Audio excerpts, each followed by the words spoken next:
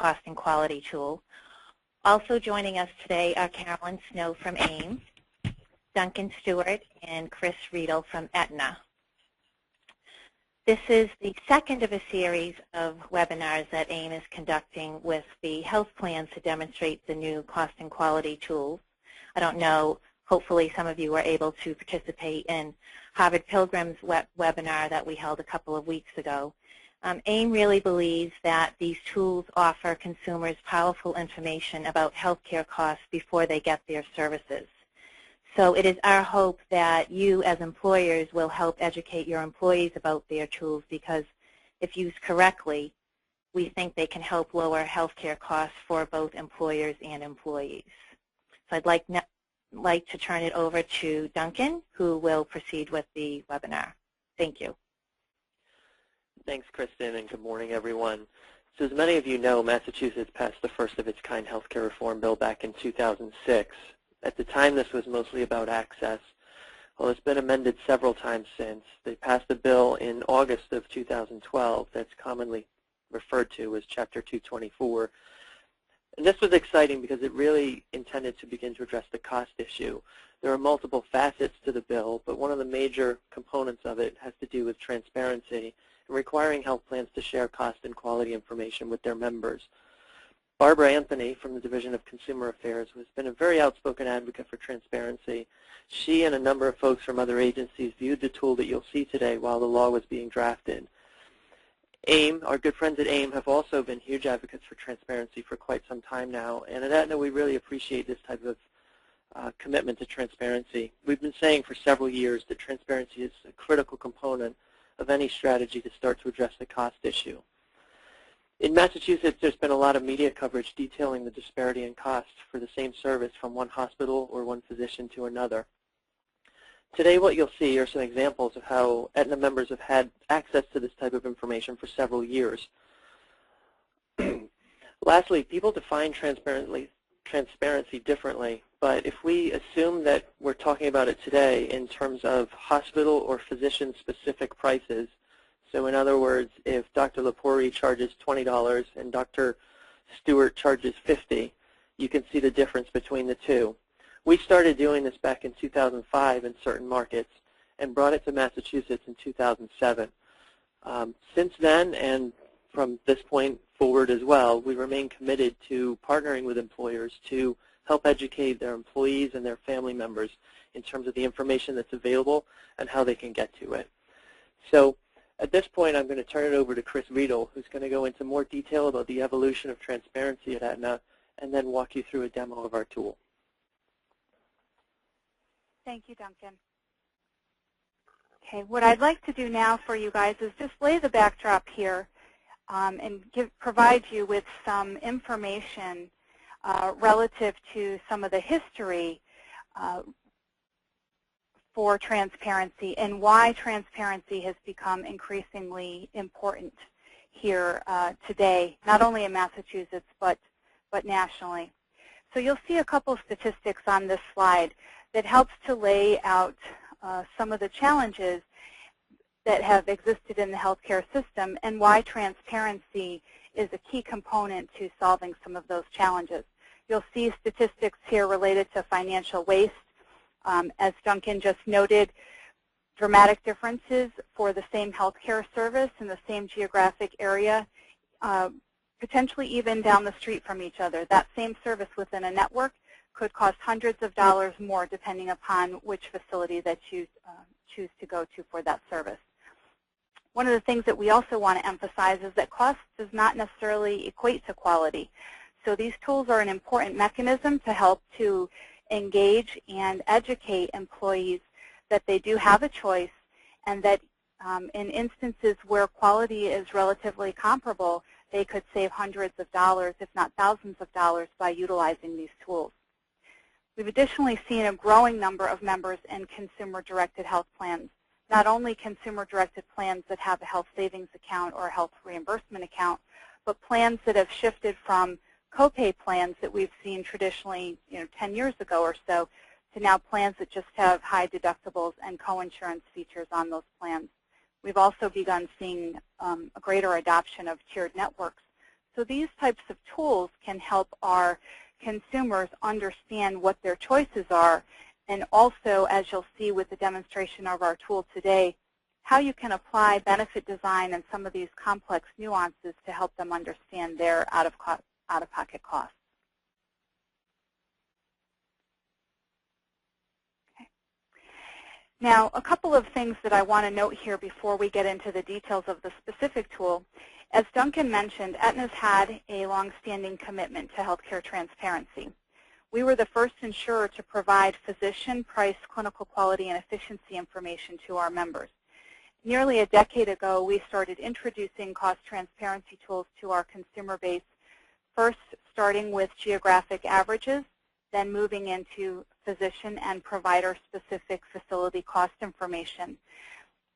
In 2010, we introduced our latest tool, which actually takes benefit design information into place along with the actual negotiated rate information and provides a very personalized estimate to our members. And this was done in advance of the legislation that was enacted in Massachusetts. And as Duncan indicated, we did work with the insurance department to show our tools, explain some of the barriers and obstacles that we've had to overcome as we've introduced these tools into the marketplace, and have really had a very collaborative relationship as the tools and the legislation have been introduced. A couple of points on this slide that we do want to share with you is that Aetna has received some external recognition for our efforts, and we think that's important to note because a lot of health plans like to tout their leadership position, and this does provide some validation for you all that we have been recognized for our efforts in this space. Most recently, we received a National Business Coalition on Health Innovation Award for the transparency tool that you're going to see today. We've also been recognized by a number of other external agencies, including the Government Accountability Office, for our efforts in transparency. Now, the tool that we introduced in 2010, our Member Payment Estimator, is very differentiated in the marketplace. It currently has over 650 medical services that our health plan members can obtain estimates on. And those are real-time out-of-pocket estimates. So contrast those with other tools that might exist in the marketplace that use historical claims data to basically reverse engineer what an estimate may be. We're actually using our claim adjudication engine to simulate a claim and stopping at the point of adjudication. It taps into the member's benefit design. So we know, for example, where Duncan might be in his coinsurance, how much deductible he has left on his plan, if a particular service is covered, as well as what the negotiated rates are with those providers that we're generating estimates on. So it does get very specific and personalized for that member. We also allow our members to compare costs not only for physician office visits, but a host of surgical procedures and diagnostic tests before they receive care. And they can compare up to 10 in-network providers or facilities at one time. So that does give them an opportunity to really understand what their options are and have a conversation also with their physician around what those options may be. We've also created what we call a service bundle. And as many of you have probably experienced personally, when you obtain a service, healthcare service, there's often many components to that. You may have charges from the physician, from the facility, and other ancillary charges if there's an anesthesiologist involved and things like that. And oftentimes the member receives multiple bills or explanations of benefits at home. And what Aetna has tried to do is create those service bundles which brings together all of the different components that would make up that particular episode. And that allows a member to get a view of their out-of-pocket estimates for that entire service rather than having to generate an estimate for each different component separately. So that's a very nice feature, and again, takes the guessing out of the process and understanding what those various components may be. And we've recently performed a study of the impact that transparency has had on our members. And looking at the top 34 procedures that were estimated in our transparency tool and comparing those against claims that members experienced, we found that on average, members who used our cost transparency tool we're saving $170 on out-of-pocket expenses per claim.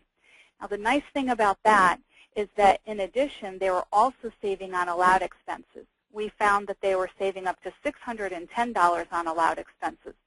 So from an employer standpoint, that's a savings for you. So it really is a win-win situation. Both the employees as well as employers are saving money when their membership is engaged in utilizing these transparency tools ahead of receiving care. Since we introduced this tool in April of 2010, we've had over 4 million hits against that tool, and we're continuing to see increased adoption year over year and month over month. So that's very, very exciting for us. Members truly are starting to really grasp and understand the importance of transparency and of utilizing these tools prior to receiving care. Now, over the past couple of years, we've done a number of enhancements to ensure that our members are obtaining the best access they can to these tools.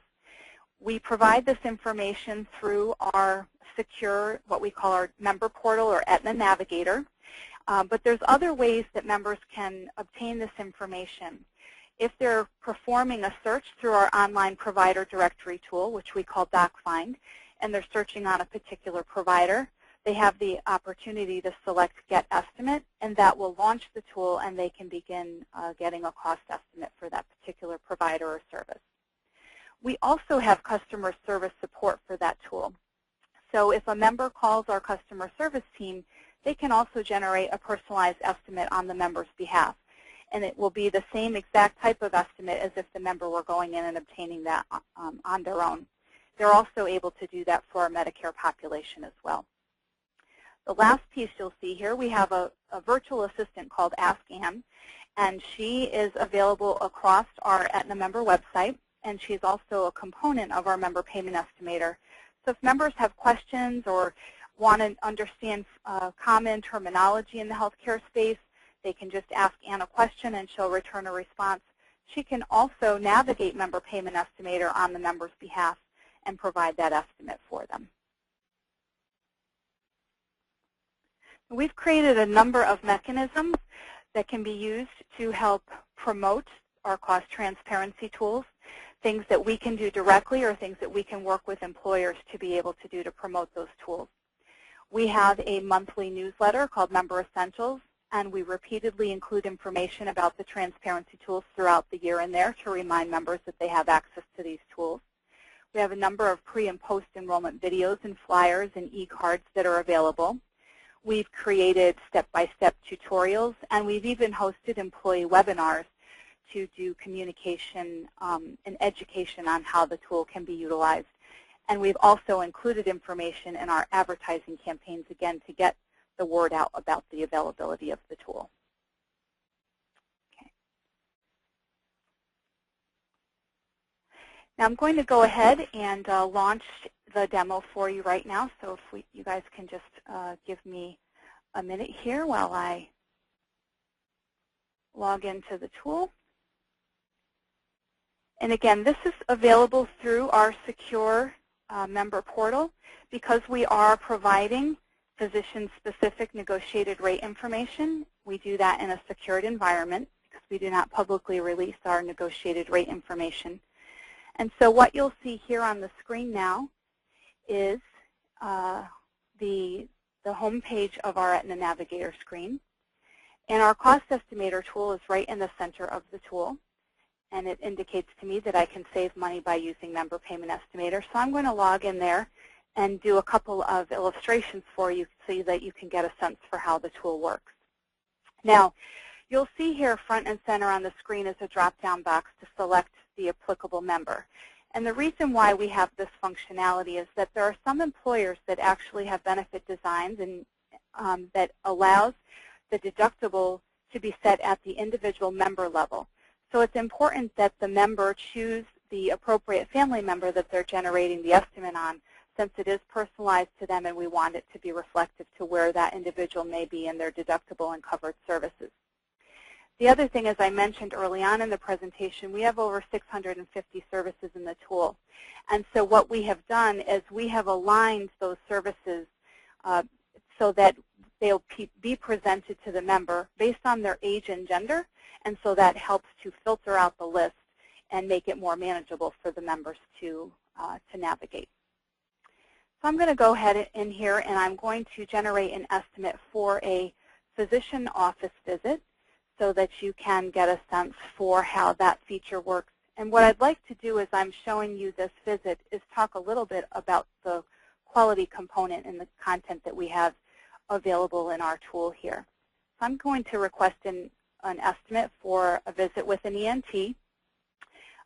This particular member is having some sinus issues, and they're going to go in and visit the doctor and have this test performed, which is what you'll see when I selected the radio button here. It gives me a brief description of what the service is, so diagnostic scope of the sinuses and office consultation. And as I'm navigating the screens here, you'll see our virtual assistant that I referred to, Ask Ann, over here on the left. So if at any time I had a question, I could go ahead and launch that tool and she would walk me through it. Now, can I interrupt you? Oh, yes, absolutely. So the screen that you were just in before, you don't have to go back. You selected a specific form of specific service. So they went to an ENT and there was a host of different types of services you could have received. So it's important that the patient ask the doctor ahead of time exactly what type of service they're getting in order for them to be able to search for the correct price? Yeah, and in this situation, because this is a visit with a specialist, the members likely had that conversation with their primary care physician about the type of doctor that they might need to see. Now, a little bit later in the presentation, as we get through this demo example, I'm going to show you where I could actually search on the type of service. So if I didn't know, for example, that I needed to see an ENT for that service, I could search on the name of the type of procedure or service that I want done and not have to worry about the type of provider that delivers that. Okay. So we'll show that in a minute, but I did want to give you a sense for the fact that we do have the types of physicians listed, so you could start a search in that manner if that was the most appropriate way for you to approach it. Okay. So as I mentioned in this example, we're going to assume that my primary care doc has said, hey, we think it's important for you to go see an ENT. And so in this example, I'm not exactly sure, where I want to go, so I'm going to ask for a list of doctors or specialists near me. As you can see here, we've got a couple of ways for the member to search. If they knew the name of the physician, they could type that in here. But again, I'm not sure. This is my first time going to see an ENT, so I'm going to ask to see a list of those that are in Aetna's network and select Find a Doctor. Now, as this is bringing this up, I do want to let folks know, you saw that I entered a zip code in the beginning. You do have the ability to change your search area.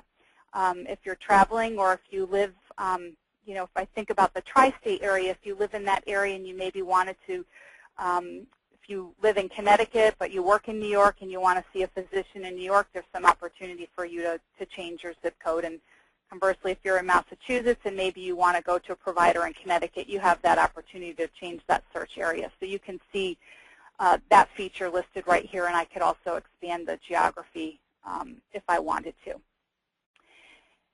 Now, a couple of points I want to call your attention to on this slide.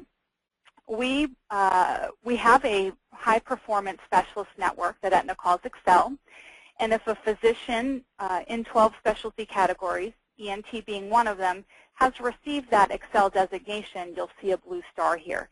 And that blue star indicates that that physician has met our criteria for clinical performance and efficiency. If a provider did not meet the criteria, they would not have that Excel blue star in that category if it was applicable to that specialty type.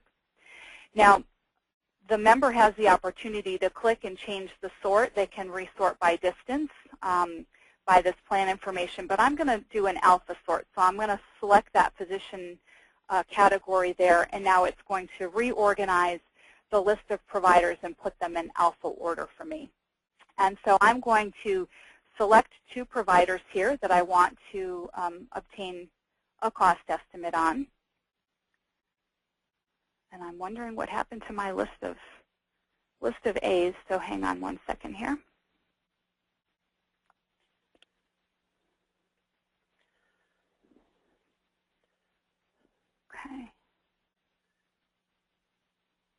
So you'll see here that there are some providers that have the Excel Blue Star and some that do not. So I'm just going to select a handful. I can select up to 10. And you'll see there's information here about the physician, their office address and information. And I can also select physician details. And that will allow me to see additional information about that provider. So it tells me, for example, that they have handicapped access. It tells me their board certification, where they went to school, and if they spoke additional languages, that would be included here as well. So it gets into the same type of information that you would find in our online provider lookup tool. But I'm going to go back to the screen that I was just on now, where I've selected these 3 providers, and I'm going to request that we get a cost estimate. Now, every estimate will include this disclaimer, and there's a couple of reasons why we have a disclaimer in there. First, there are some components of cost estimates that may include fees for providers that Aetna does not contract with directly. And so an example of that might be an anesthesiologist. Because many anesthesiologists do not contract with health plans, we've relied on claims information to put together that component of the estimate. And so in that type of scenario, we do want to let the member know that that information could impact what the results might be. Additionally, and we're getting a lot of not available information here. I apologize because I'm not exactly sure what's going on with that. So let me. Chris, it's Duncan. Yep. I think actually the zip code you typed in. Oh yeah, you're right, Duncan. Thank you for that. 2 yeah. Thanks so much. I should let folks know I don't directly live in this area, so I apologize for the typing error on the zip code. There's a couple of other reasons why we have to let folks know that what information that they're seeing is an estimate, even though it is using their plan of benefits information and the actual negotiated rates with the provider. Because this is a point-in-time estimate, I'm going in and generating an estimate today. I may have actually had a physician or some type of healthcare service in the last couple of days, and the claim has not been adjudicated and processed by Aetna yet. So that could impact my deductible and coinsurance levels at the time that I actually receive the healthcare service that I'm obtaining this estimate for. And so we do want to let members know that that could potentially impact them. And also say, for example, I go into the doctor's office, I'm taking my children in for a well child visit, and one of them has a sore throat, and then the doctor decides they're going to perform a strep test, and all of a sudden that well child visit becomes a sick visit. That could certainly have an impact as well on the cost estimate, because then it becomes a different service than what I originally obtained. Okay, I'm going to go in here and show you a cost estimate now based on the question that was just asked to be able to. I'm going to search on kidney stone. So say, for example, I don't know the type of provider that I need to go to. I'm just going to put that service name in there.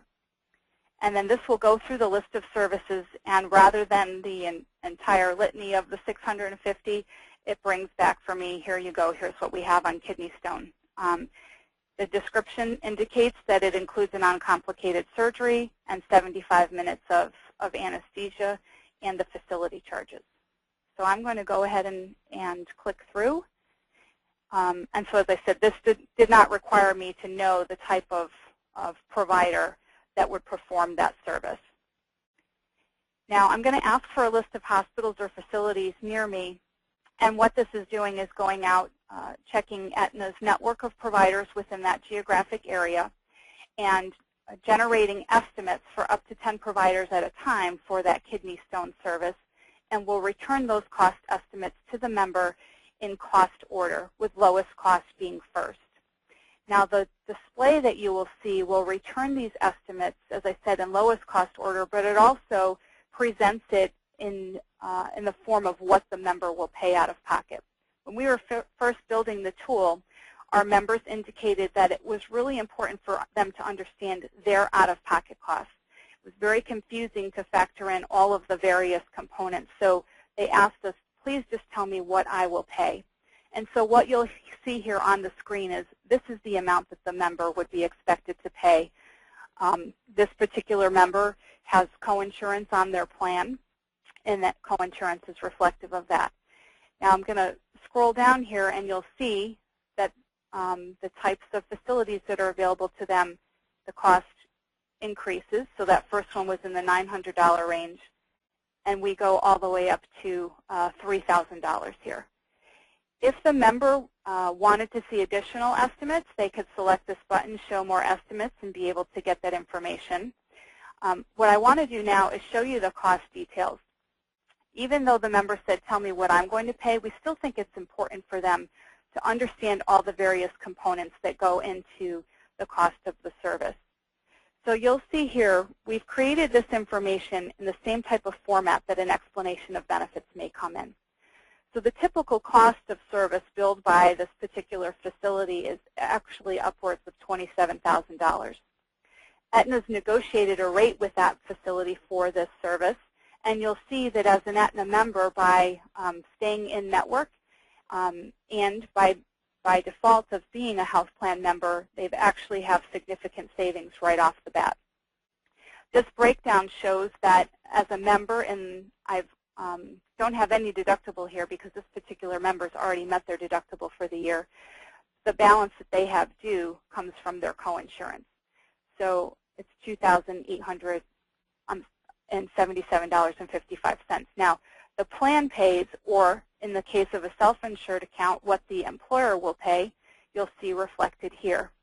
So this is a pretty significant dollar amount. Now, if I was interested in going to this facility, I have the option of selecting here Print Estimate. I can print this out. I can take this into my doctor's office and have a conversation with them about, look, I found this. I'm interested in having this procedure done. But this hospital actually is fairly expensive. So we can also have a conversation about, would they recommend maybe going to a different facility. We also provide details here on what's included in the service, as we showed a little bit earlier. Now, one of the things that I'd like to do is also show you an estimate for a procedure such as an MRI. One of the things that we know about some of those diagnostic imaging types of services is that the quality from one facility to the next for getting an MRI or a CT scan is relatively comparable, but the cost can be pretty dramatic. So in this instance here, I'm going to select this MRI of the lower extremity. I'm going to have an MRI done of the knee. And you can see here that it includes both the scan and the reading of the MRI if done on site.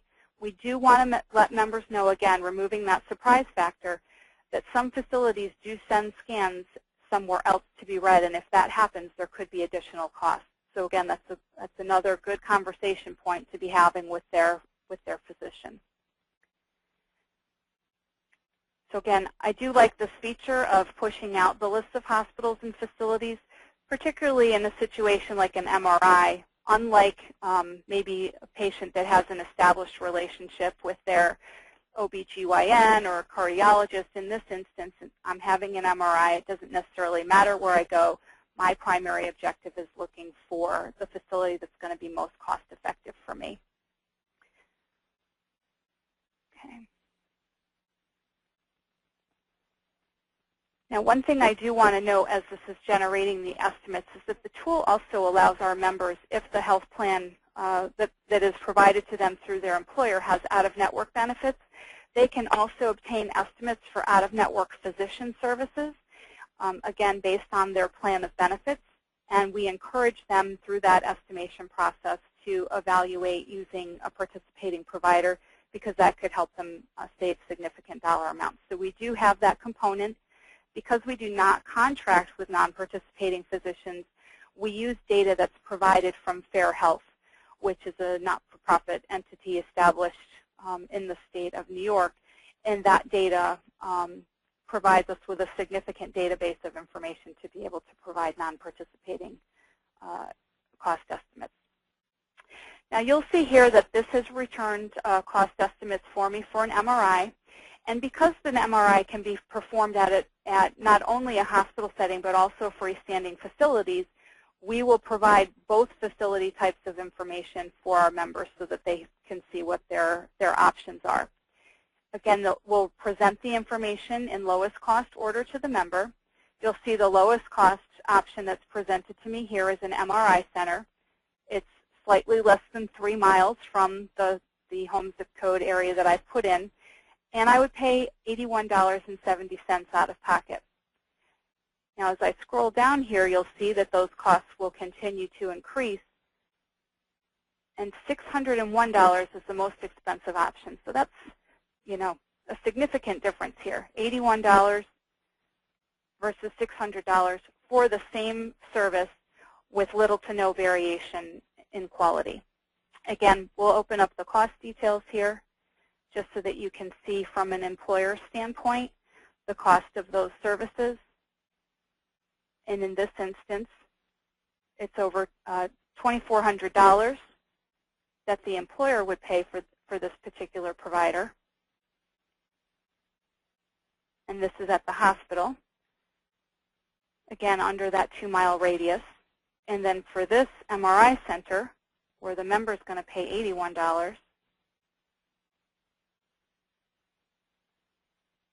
as an employer, you would pay $326.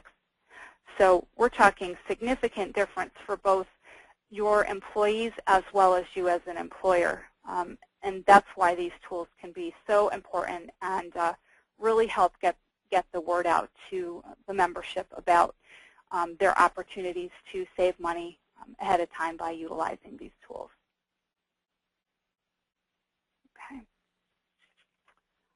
All right, now I'd like to turn things back over to Kristen and Carrie so that we can move on to our Q&A portion. Okay.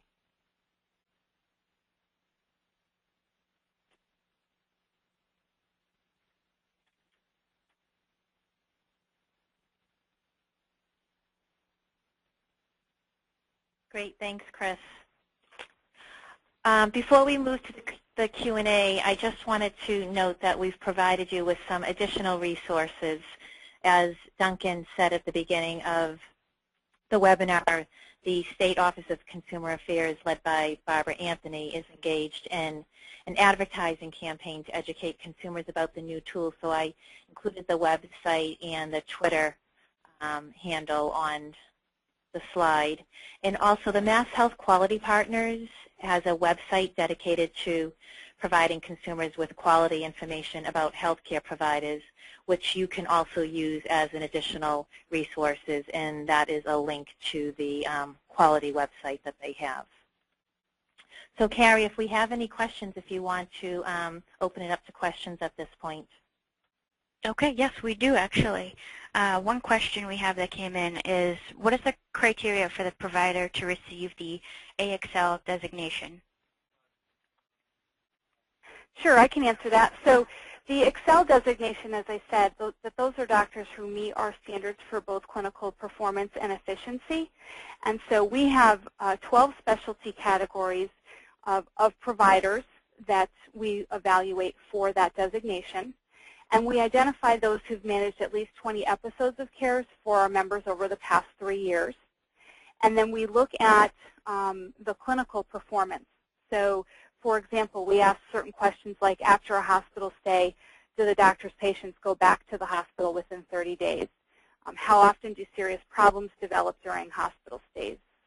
What industry recognitions does the doctor have? Even things like, how does the doctor keep up board certification, and are they using electronic prescribing and electronic medical records?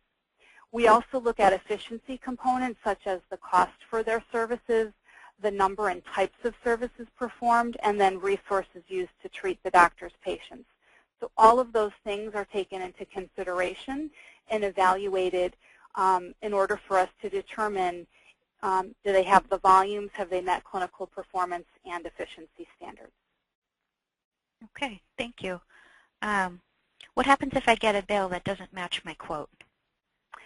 Great question. So we talked about a couple of examples that could potentially influence how the estimate compares to the actual explanation of benefits. And because our member service reps have the ability to access the estimates that the member generated, when the members call in, if they have questions about how those things reconcile, the customer service reps can evaluate and determine, maybe Mrs. Smith, you went in and did an estimate for this particular service. However, when you saw the doctor, they performed these additional services, and therefore there was a difference. Now, we know based on the legislation in Massachusetts that there are some protections or safeguards in there to try to help ensure that the member will not pay more than the estimate within certain circumstances. So we do have a process at Aetna where the member can call in and indicate, if after the review done by customer service, it indicates that everything was fine and that none of those factors came into play, then there's a process where we would then make the member whole between the difference in the estimate and the actual billed services. Okay. What if a primary care physician requires a member to stay in their network and doesn't allow them to shop around? It's an interesting question because and Duncan, because you're more familiar with the Massachusetts market, I'm not actually sure that a primary care physician can do that. I think our health plans, with the exception of those that may have referral requirements to specialists, and even in those situations, I'm hopeful that if a member or patient has a conversation with their primary care doc that says, look, I know, you referred me to a specialist that has an affiliation with your provider group. However, I found a lower cost alternative here. I would hope that that particular physician would be willing to, in a plan that requires referrals, issue a new referral to that member. And certainly if he's unwilling, I think that would warrant the member's ability to contact Aetna, and we would get involved at that point to try to ensure that that can happen. Yes, so this is Duncan. I would agree with everything that Chris said. In addition, I think if we were made aware of that situation and it was a contracted network physician, we would be eager to reach out to them and work with them. I would also say that we have not, as an organization, seen that crop up very much at all in Massachusetts because I think we tend to be selling more plans that are open access and don't have referral requirements than some of the other plans here locally. Okay, thank you. Is this available via a mobile app? Yes, so we have a couple of options. First, if you're using a mobile device or a tablet and you go to the Aetna.com website using your web browser, you'll be able to access the full Aetna.com website, and member payment estimator is available through there. We do have a downloadable Aetna mobile app, and we are in the process of rolling out this tool on that app, which is a more reduced version of the content that's on our full site that you would access in the web browser. And the content will be available in January, this coming January, to be able to use the same tool in our mobile app so that you don't have to go to the full browser site. Okay, great. And one final question. What happens if my employees don't have access to a computer? So if they don't have access to the computer, they can always call member services, the number on the back of their ID card, and that's our customer service reps have the ability to generate the estimate on the employee's behalf. They can access the employee's record and generate an estimate for them so that it will take into account their deductibles and plan of information. So it will be personalized to them. So they do have that option if they don't have access to a computer. Okay. Thank you, Chris. Great. Thank you, Duncan and Chris. Duncan, I do have one last question. Do you offer employers any information that they can use to help educate their employees, such as brochures or on-site visits or anything else? We absolutely do, Kristen. Kind of both is the short answer. But yeah, we have a number of different educational materials that we can provide. But I think if you look at the groups that we work with both in Massachusetts, but the same is true really nationally, that have had the best results in terms of people getting engaged and using these tools and seeing value in them. It's when we've actually gone out, and our teams have actually gone out and met with folks. And the more committed employers are to using us to help do that, you can see the results increase. So one of the best examples here in Massachusetts is an organization that had us come out and meet with their employees in small groups of no larger than 6 people at one time and walk through all of the different tools with them. And they have higher usage currently than any other group that we work with in Massachusetts. And coincidentally enough, getting back to your last question, this is a group where the vast majority of the people do not have computer access at work, but they are still accessing the tools and using the information, whether it's on their smartphone or a computer at home. So if an employer wants to have someone from Aetna come to their place of employment, who should they contact, their account representative? Yes, they should. And I hope what you'll find from our team locally is that there's a recognition that it serves all of us very well to commit this type of effort and time up front. So you're not going to get responses back that suggest things like we need a minimum number of people at each meeting or anything like that. We want to get out there, and if frankly, even if meeting with people individually is the best way to do it, we want to partner with employers to make sure that people get access to these tools, because we've certainly seen, as Chris pointed out, members can save significant dollars when they access services. But one thing that's far more critical to a large degree from an employer's perspective is that we've seen healthcare inflation drop dramatically for the groups who are really the best at getting folks engaged. So we're really committed to partnering with people to that end. Okay, great. And as we're entering a big open enrollment season, hopefully employers will take advantage of that and have someone come out and talk to their employees. So this concludes our webinar. I hope you found it useful. Thank you, Duncan, and thank you, Chris. This was very informative. Great. Thank you for having us. We really appreciate the opportunity. Great. Thank you.